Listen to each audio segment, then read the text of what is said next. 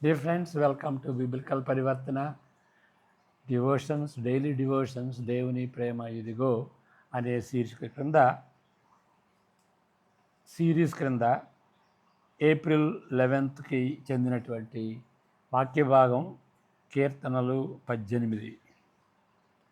మనం వాక్య భాగాన్ని చదువుకుంటారు అనేటువంటి ఆశతో మేము ఇవి చెబుతుంటున్నాం. కొన్నిసార్లు చదువుతాం, కొన్నిసార్లు చదవం.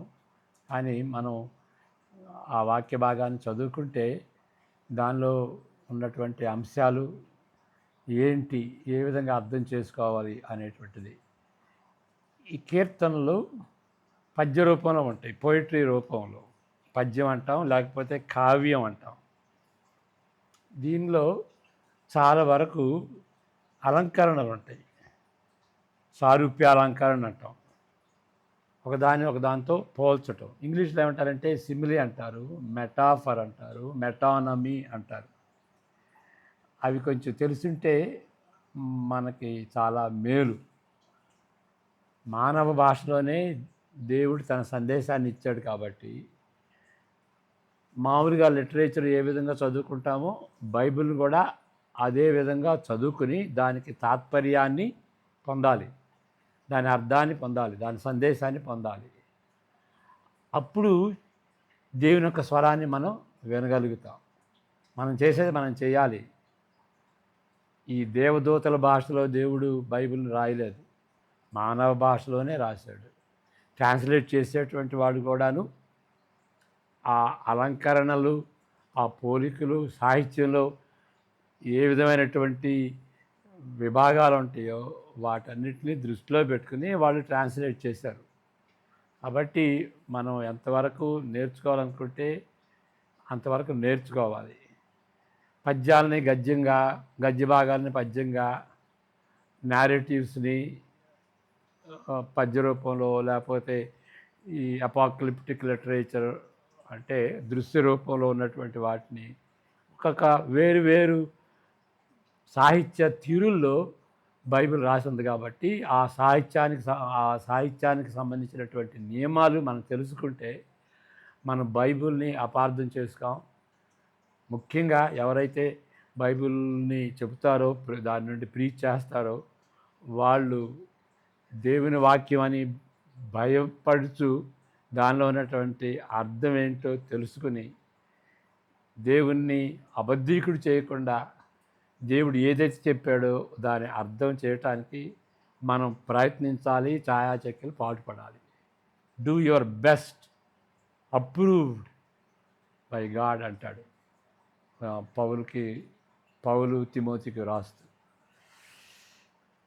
ఈ వాక్య భాగాన్ని ధ్యానించుకోబోయే ముందు మనం ప్రార్థన చేసుకుందాం.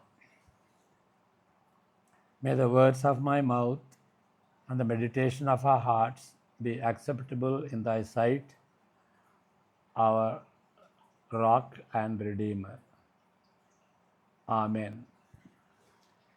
కీర్తనలు 18. అది ఎప్పుడు రాశారు అని అంటే దావీదు మహారాజు రాశాడు. సౌలు తదితర శత్రువులు వాళ్ళ వశం నుండి తప్పింపబడిన తదుపరి సంతోషంగా సునాదంతో కృతజ్ఞతాస్తుతులు చెల్లిస్తూ దావీదు రాసినటువంటి కీర్తన ఇది, 18వ కీర్తన.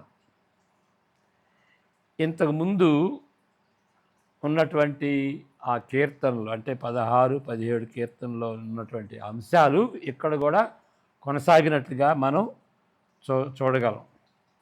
అయితే మిగిలినటువంటి అంశాలు, వాటిలో ఉన్నటువంటి వాటిని కొన్నిటిని మనం ఇప్పుడు గమనిద్దాం. మొదటిగా రూపాలంకరణ భాషలో విచిత్ర రంగులతో సృష్టిని చిత్రీకరిస్తూ ప్రత్యేకంగా 7 నుండి 17 వచనాలు. అది చదువుకుందామా? 7 నుండి 15 వచనాలు ముందు చదువుతాం, తర్వాత వాటి రిఫరెన్స్ కూడా మనం గమనిద్దాం. అప్పుడు భూమి కంపించి అదిరెను, పర్వతముల పునాదులు వణకెను. ఆయన కోపింపగా అవి కంపించెను. ఆయన నాసికారంధ్రముల నుండి పొగ పుట్టెను. ఆయన నోట నుండి అగ్ని వచ్చి దహించెను. నిప్పు కణములు రాజబెట్టెను. మేఘములను వంచి ఆయన వచ్చెను. ఆయన పాదముల క్రింద గాఢాంధకారము కమ్మియుండెను. కెరూబు మీద ఎక్కి ఆయన ఎగిరి వచ్చెను. గాలి రెక్కల మీద ప్రత్యక్షమాయను. గుడారము వలె అంధకారము తన చుట్టూ వ్యాపింపజేసెను. జలాంధకారమును ఆకాశ మేఘములను తనకు మాటుగా చేసుకొనెను. 15వ వచనం వరకు. ఆయన సన్నిధి కాంతిలో నుండి మేఘములను వడగండ్లను మండుచున్న నిప్పులను దాటిపోయాను. యెహోవా ఆకాశమందు గర్జన చేసెను. మహోన్నతుడు తన ఉరుము ధ్వని పుట్టించెను. వడగండ్లను మండుచున్న నిప్పులను రాలెను. ఆయన తన బాణములు ప్రయోగించి శత్రువులను చెదరగొట్టెను. మెరుపులు మెండుగా మెరిపించి వారిని ఓడగొట్టాను. యెహోవా, నీ నాసికారంధ్రముల ఊపిరిని నీవు వడిగా విడువగాని గద్దింపునకు ప్రవాహముల అడుగు భాగములు కనబడెను. భూమి పునాదులు భయపడెను. ఇప్పుడు ఈ భాష తీరు, వీటిని ఎట్లా మనం అర్థం చేసుకోవాలి? రూపాలంకరణ భాషలో విచిత్ర రంగులలో సృష్టిని చిత్రీకరిస్తున్నది. ప్రత్యేకంగా మనం చదువుకున్నటువంటి వచనాలు. ఇలాంటి వర్ణన హెబ్రీ కావ్యాలలో, పొయిట్రీలో సాధారణంగా ఉండే లక్షణం. దేవుడు మాట్లాడినప్పుడు భూమి కంపించి అదిరెను, పర్వతముల పునాదులు వణకెను. ఆయన కోపింపగా అవి కంపించెను. ఆయన నాసికారంధ్రముల నుండి పొగ పుట్టెను. ఆయన నోటి నుండి అగ్ని వచ్చి దహించెను. నిప్పు కణములు రాచబెట్టెను. మేఘములను వంచి ఆయన వచ్చెను. ఆయన పాదముల క్రింద గాఢాంధకారము కమ్మియుండెను. ఇంకా వేరే వర్ణన కూడా ఉన్నది. అది 10వ వచనం. కెరూబు మీద ఎక్కి ఆయన ఎగిరి వచ్చెను. గాలి రెక్కల మీద ప్రత్యక్షమాయను. మరలా 13 నుండి 14 కూడా. యెహోవా ఆకాశమందు గర్జన చేసెను. మహోన్నతుడు తన ఉరుము ధ్వని పుట్టించెను. ఆయన బాణములు ప్రయోగించి శత్రువులను చెదరగొట్టెను. నీ నాసికారంధ్రముల ఊపిరిని నీవు వాడిగా విడువగా నీ గద్దింపునకు ప్రవాహముల అడుగు భాగములు కనపడెను. ఇప్పుడు ఇది అద్భుతమైనటువంటి వర్ణన. ఇప్పుడు దేవుడికి నాసికారంధ్రాలు, కాళ్ళు, కళ్ళు ఇవన్నీ ఉన్నాయా? లేవు కదా. మరి ఈ వర్ణన ఏంటి? ఇది అద్భుతమైన వర్ణన అంటున్నాం. ఏ విధంగా అర్థం చేసుకోవాలి?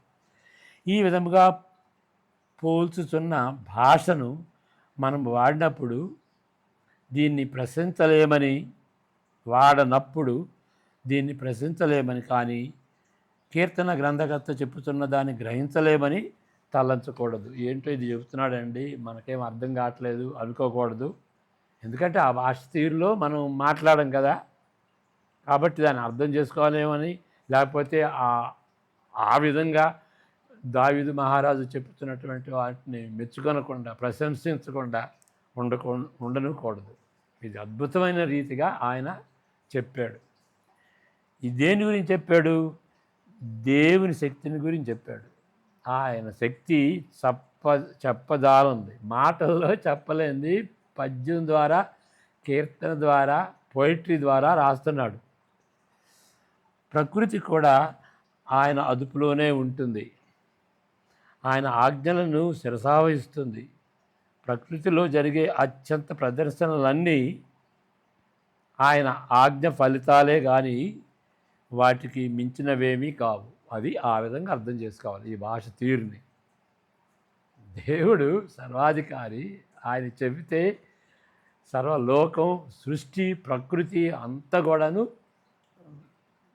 ఒబీడియంట్గా ఉంటుంది. చెప్పిందే చేస్తుంది. దేవుడు చెప్పిందే చేస్తుంది. ఇక చెప్పంది చేసింది కాదు. అంటే దేవుని అదుపులో ఆయన ఆజ్ఞ ప్రకారం ప్రకృతి అంతా మెలుగుతుంది అని మనం గ్రహించుకోవాలి. దావీదు రాజును ప్రభు రక్షించిన విధానాన్ని వివరించేంత వరకు ఆ భాష తీరు కొనసాగుతూనే ఉంటుంది.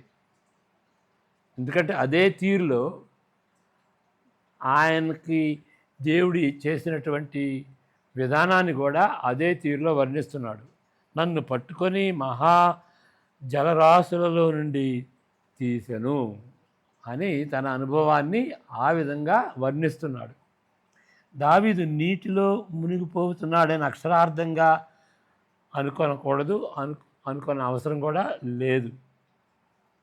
ఆయన కాలిబాటలో సౌలు వేగంగాను ఆయన సైన్యంతో దగ్గరగాను వెంటాడుతున్నప్పుడు ఆ విధంగా అనేక సార్లు తప్పనిసరిగా దావీదుకి అనిపించినట్టుగా ఉంటుంది. అయ్యా, నన్ను జలరాశుల్లో నుండి ఆయన పట్టుకుని బయటికి లాగాడు అనేటువంటి ఆ ఫీలింగు, మా జలరాశుల నుండి మునిగిపోతున్నప్పుడు ఏ విధంగా ఒక వ్యక్తిని బయటికి లాగుతాడో, ఏ విధంగా మనం తలస్తామో అనుకుంటామో అలాంటి రీతిగా అనిపించుంటుంది. ఈ సౌలుతో వచ్చినటువంటి సైన్యం ఆయన వెంటాడినప్పుడు అలాంటి ఫీలింగ్ అన్నమాట. ఇక రెండవది, దేవుడు దావీదుకు సహాయపడిన విధానాన్ని అనేక వచనాల్లో ఈ కీర్తన అద్భుత రీతిగా రూపాలంకారంలో వివరిస్తున్నప్పటికీ మరికొన్ని వచనాల్లో దావీదు చేయవలసిన దానిని చేయుటకు దేవుడు ఆయనను బలపరిచినట్లు కూడా చిత్రీకరించబడినది. అంటే దేవుడు సహాయం చేయటమే కాదు, దావీదుకి దావీదు చేసేటట్టుగా దేవుడు బలపరిచాడు. అది చాలా ముఖ్యమైనటువంటిది, అది సున్నితమైనటువంటి డిస్టింక్షన్. ఎప్పుడు కూడాను అద్భుతాలు కోరుకునేటువంటి వ్యక్తులు వండర్స్, సైన్స్ అని దాన్ని ఎంఫసైజ్ చేసేటువంటి వాళ్ళు సామాన్యంగా దేవుడు చేసేటువంటిది మన ద్వారా మనకి నైపుణ్యతనిచ్చి, మనకి జ్ఞానాన్నిచ్చి, అది కూడా దేవుని యొక్క కార్యమే. దాన్ని గుర్తించం. ఏదో అద్భుతాలు చేసేసి ఏదో ఆకాశం నుండి ఊడిపడినట్టుగా ఏదో అద్భుతాలు చేస్తే దాన్ని బట్టే దేవుని యొక్క హస్తాన్ని చూస్తాం. కానీ దేవుడు మనం బలపరచటం, మనకు సహాయం చేయటం, మన బాధ్యతలు నెరవేర్చేటువంటి రీతిగా దేవుడు మనకు తలాంతులు ఇవ్వటం, అవకాశాలు ఇవ్వటం, అవన్నీ కూడా దేవుని కార్యాలే. అది ఇక్కడ ఈ రెండు అన్నమాట. ఆయనకు సహాయపడటమే కాదు, దావీదు చేయవలసిన దాన్ని చేయుటకు ఆయన బలపరిచాడు. ఆ రెండు విషయాలు గమనించాలి. నీ సహాయం వలన నేను సైన్యమును జయింతును, నా దేవుని సహాయం వలన ప్రాకారమును దాటుదును. ఇప్పుడు ఇశ్రాయేలీయులు కానాన్లో ప్రవేశించినప్పుడు అన్యజనుల్ని ఓడించారు కదా. ఒకసారి మరి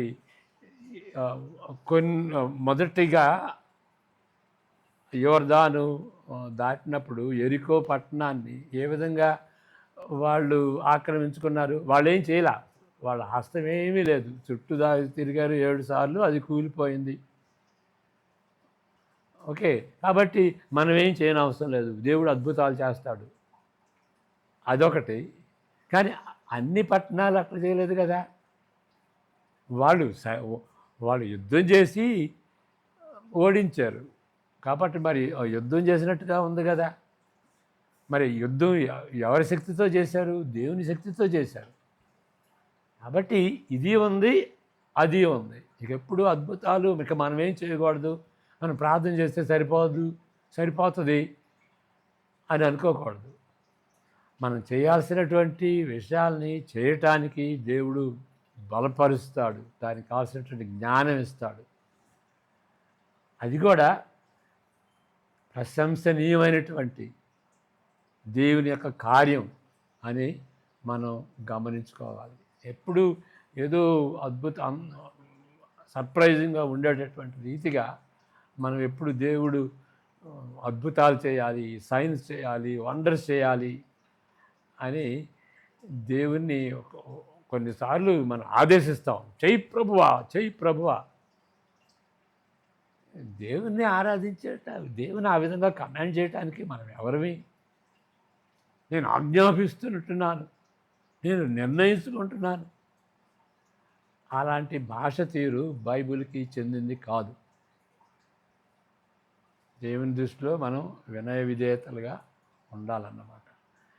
దేవుడు అద్భుతాలు చేయాలని మనం కమాండ్ చేయకూడదు. అది ఒక విధంగా అద్భుతం చేస్తేనే నేను నమ్ముతాను అన్నట్లుగా ఉంటుంది.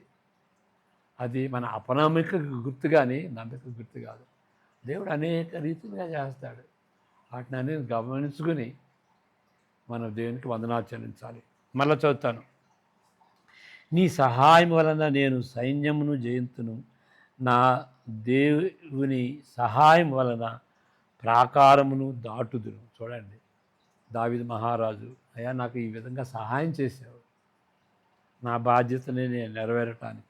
నాకు బలము ధరింపజేయువాడవు ఆయనే, నన్ను యథార్థ మార్గమున నడిపించువాడు ఆయనే. ఆయన నా కాళ్ళు జింక కాళ్ళ వలె చేస్తున్నాడు. ఇక్కడ చూడండి, మరలా ఇక్కడ కూడాను ఆ చిత్రీకరణ. నన్ను బలపరిచాడు అంటలేదు, జింక కాళ్ళ వలె చేస్తున్నాడు. ఎత్తైన స్థలముల మీద నన్ను నిలుపుతున్నాడు. నా చేతులకు యుద్ధము చేయ నేర్పువాడు ఆయనే. నా బాహువులు ఎత్తడి విల్లును ఎక్కుపెట్టును. నీ రక్షణ కేడెమును నీవు నన్ను కుదించుచున్నావు. నీ కుడి చెయ్యి నన్ను ఆదుకొనెను. నీ సాత్వికము నన్ను గొప్ప చేసి. చూడండి ఈ భాష తీరు ఎట్లాగుంటుందో, దేవుడు ఏ విధంగా సహాయం చేశాడు అనేటువంటిది చాలా ఆ విషయాన్ని మనం గమనించాలి. ఇప్పుడు మనకి ఏ విధంగా అన్వయించుకోవాలి? మనము చేయుటకు మనలను యుద్ధము చేయుటకు మనలను దేవుడు బలపరచకపోవచ్చును. దావీదుని అంటే ఆ ఇశ్రాయేలీయుల మీద దావీదు మహారాజుని దేవుడు నియమించాడు. కాబట్టి ఆయన ఆ సమయంలో అప్పుడు యుద్ధం చేయాలి. ఇక యుద్ధం చేసేటప్పుడు మనకు దేవుడు మనల్ని బలపరుస్తాడు అని ఆ విధంగా ఆశించకపోయినా కానీ మనం చేసే పనుల్లో మన బాధ్యతలో దేవుడు సహాయం చేస్తాడు. దేవుని సర్వాధికారంలో ఉన్న విశ్వంలో అంటే దాని అర్థం ఏంటంటే విశ్వమంతా దేవునిది. ఏది జరిగినా కానీ ఆయన ఆజ్ఞ చొప్పున జరుగుతుంది. ఏది జరిగినా కానీ, మంచి కానీ చెడు కానీ కీడు కానీ, ఆయన ప్రత్యయం లేకుండా, ఆయన ఇన్వాల్వ్మెంట్ లేకుండా ఆకు కూడా రాలదు. మన తల వెంట్రుకలు మనం స్నానం చేసినప్పుడు ఏ తల వెంట్రుకల్లో పడిందో ఆయన గమనించడమే కాదు, ఆయన అనుమతితో అది పడింది. అనుమతి అంటాం ఒకసారి, ఆయనే చేశాడు అంటాం మరొకసారి. అన్ని విధాలుగా బైబిలు వర్ణిస్తుంది అన్నమాట. కాబట్టి దేవుని విశ్వంలో, ఆయన అధికారంలో, ఆయన సార్వభౌమత్వంలో ఏది జరిగినా కానీ, కంప్యూటర్ ప్రోగ్రామింగ్ చేసినప్పుడు అప్పటికి యుద్ధమే చేయని అవసరం లేదు. కంప్యూటర్ ప్రోగ్రాంలో కూడాను దేవుడు సహాయం చేస్తాడు, దేవుడు తోడ్పడతాడు. పరిపాలన సమస్యలు, లీడర్షిప్లో ఉన్నటువంటి వాడు, నాయకులు, రాజనాయకులు, ఈ ప్రభుత్వ నాయకులు, వాళ్ళ సమస్యలను తీర్చడానికి కూడా దేవుడు సహాయపడతాడు. పిల్లల చెడ్డీలు మార్చడానికి, మదర్స్ కానీ ఫాదర్స్ కానీ పిల్లలను చూసుకోవటానికి, ఆ చిన్న విషయాల్లో కూడా దేవుడు సహాయం చేస్తాడు. లేక క్రొత్త నిబంధనను పఠించుటకు, స్పిరిచువల్ ఆస్పెక్ట్స్లో కూడాను, కొత్త నిబంధన చదువుకోవడానికి, గ్రీకు నేర్చుకోవటానికి, లేక మన జీవితంలో మనం పొందేటువంటి అవమానాన్ని భరించుకోవటానికి దేవుడు సహాయపడుతున్నాడని మనం ఒప్పుకోవాలి, ఒప్పుకుంటున్నాం. అందువలన హల్లెలూయా చెప్పాలి. యెహోవా జీవము గలవాడు, నా ఆశ్రయదుర్గమైన వాడు, ఆయన స్తోత్రార్హుడు అని 46వ వచనంలో ఆయన చెబుతున్నాడు. ఇవన్నీ చేశాడయ్యా నాకు, నన్ను బలపరిచాడు, నేను చేయాల్సినటువంటి వాటిలో ఇవన్నీ చేశాడు, కాబట్టి ఆయన స్తోత్రార్హుడు. ఆ విధంగా మనం దినమంతా గడిపిన తర్వాత సాయంత్రం ఏం జరిగిందో దినంలో అదంతా ధ్యానించుకుని, దేవుడు ఈ విధంగా సహాయం చేశాడు కదా, ఆ విధంగా సహాయం చేశాడు కదా, ఆ యాక్సిడెంట్ నుండి తప్పించాడు కదా, ఇది చేయటానికి శక్తినిచ్చాడు కదా అని దాన్ని ధ్యానించుకుని మన అనుభవాన్ని గుర్తు చేసుకుని దేవునికి వందనాలు చెల్లించాలి. ఆయన స్తోత్రార్హుడిగా భావించి జీవం కలిగినటువంటి వాడు, మన అనుభవంలో మనకు సహాయం చేశాడని, ఆయన ఆశ్రయదుర్గంగా ఉండి మనల్ని కాపాడాడని ఆయనకి స్తోత్రం చెల్లించాలి. ఆ విధమైనటువంటి తీరులో మనం జీవించితే దేవునికి మహిమ, మనకు సంతోషం. ప్రార్థన చేసుకుందాం. యెహోవా నిన్ను ఆశీర్వదించి కాపాడును గాక. ఆయన సన్నిధి కాంతిని నీపై ప్రకాశించి నిన్ను కరుణించును గాక. ఆయన తన సన్నిధి కాంతిని నీపై ఉదయింపజేసి నీకు సమాధానము, నీకు నీ ఇంటి వారికి ఇప్పుడు ఎల్లప్పుడూ అనుగ్రహించును గాక. ఆమేన్. God bless you.